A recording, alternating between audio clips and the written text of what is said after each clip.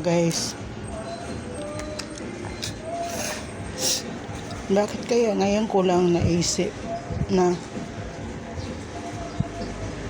pag uwi ko sa probinsya, pagising ko sa umaga, umiiyak ako. Naisip ko bakit ang tagal ko na sa Manila, halos 40 years na akong nanirahan. Tayo dito, kayo doon, sobrang sipag ko. Tapos wala rin naman ako napala sa pagtsatsaga sa naging kalibin ko. Ilang beses na ba ako nasaktan? Ilang beses ko tinatanong bakit ko hinayaan na masaktan ng dahil lang sa lalaki. Na kung totoo hindi naman ako mukhang kawawa sa lugar namin. Meron kaming lupain, may bahay. Bakit ko hinayaan na masaktan? Hindi kaya ko naman mabuhay na walang lalaki sa mundo. Para ako natutulog na sige, tuloy lang ang buhay. Hindi ko naalala na ako nagkakaedad na. Kaya naisip ko na uuwi na ako ng permanente sa aking lugar.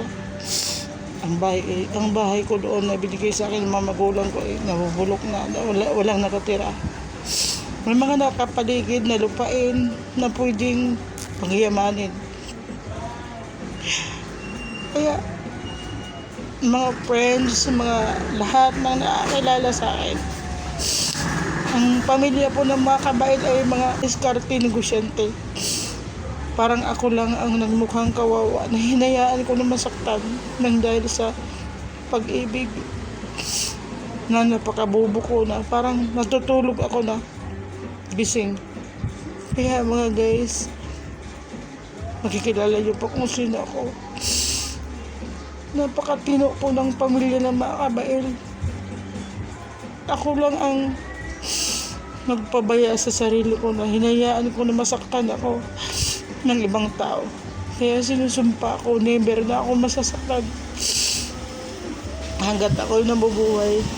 Sinayang ko ang mga nagdaan ng mga panahon na kaya ko mabuhay sa aming lugar sa summer. Palipat-lipat ako ng bahay dito sa Manila. Nagkaroon ng mga utang na hindi naman ako sugarol. Dahil sa upa ng bahay, upa ng tindahan dito sa Manila. Gastos dito, gastos doon. Halos lahat binibili. Bakit ngayon ko lang naisip na ang ganda pala ng lugar ng aming barangay Yuminarog. At napakaluwalas ng tirahan ko sa bahay. Samantalang dito sobrang liit. Ang mahal pa ng upa. 40 years mahigit na po ako dito sa Manila na nagsisikap na napunta lang sa wala.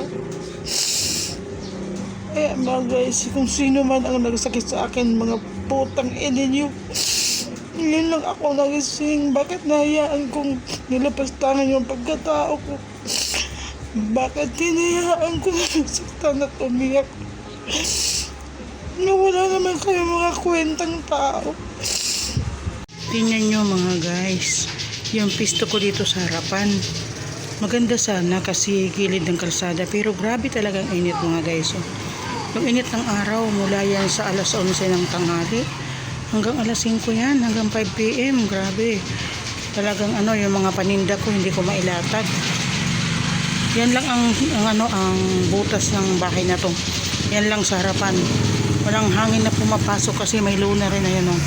May luna kasi. Ang mainit. Andyan yung araw. Yan o. Ay, kaya hindi ko na makaya. Dito na magtatapos ang aking pananatili dito sa Manila. 40 years ago. Ay, grabe mga guys. Ayan po si Nitz Waray ay uuwi na po sa kanyang sariling lupain o sa kanyang sariling pinanggalingan. Kanyang sariling lugar. Mga guys, yung pintuan ng bahay lagi rin nakalock kasi mainit din. Diyan din umaano yung araw kasama dito sa harapan. Dito naman sa sa likod, ayan o, tingnan mo, wala nga siyang kisame. Tingnan mo yung mga bakal o nakaasli. Tapos dyan, wala talaga siyang sinisingawan kasi mga bahay yan sa likod. At saka yung pati yung pasingawan ng CR nasa loob din. Yan no mga guys, kaya no choice na talaga, hindi ko na talaga makakaya yung masyado na talaga ako nasusuffocate Hindi siya pwedeng gawa ng bintana or butas. Kasi mga pader yan bawat paligid. Ayan po. Mga pader po yan. Mga bahay din po yan. Ganyan po ang sistema dito sa Manila. Yun po ang pinagkakaiba sa lugar ng probinsya. Mga guys, ayan. Pinapakita ko sa inyo anong sitwasyon sa Manila. Na ngayon na nagkakaedad na ako, na ako 56, hindi ko na makaya. Dati nakakaya ko pa yung sobrang sikip, mabahong lugar, siksikan, sama-sama ang CR. Ngayon may sariling CR nga siya, pero napakaliit. Halos wala nga isang dipa. Hindi na mailatag yung niya, yung langgana. Kaya naglalaba ako dito sa sahig. Diyan ako sa sahig naglalaba. Ayan, may mga papel. Nag-aisa ko ng papel. Diyan ako naglalaba, hindi makapagkusot doon sa loob ng CR. Ganun na po kasikip. 5,000 po ito mga guys. Ayan lang po, ayan. Ayan, halos 2 dipa lang po yan. Paikot. Ayan oh. Ayan po, yung tindahan ko dito. 5,000 po plus kasama kurente, tubig, abot po ng 6,000. Mabilis lang po ang buwan, kaya masyado na po akong na-stress. Kaya babay po Manila. Maraming salamat sa mga naging friends ko dito sa Banaba. Kahit baguhan ako dito, mahigit pala ako 1 taon, mababait sila sa akin. Maraming salamat sa mga naging friends ko. Ayan.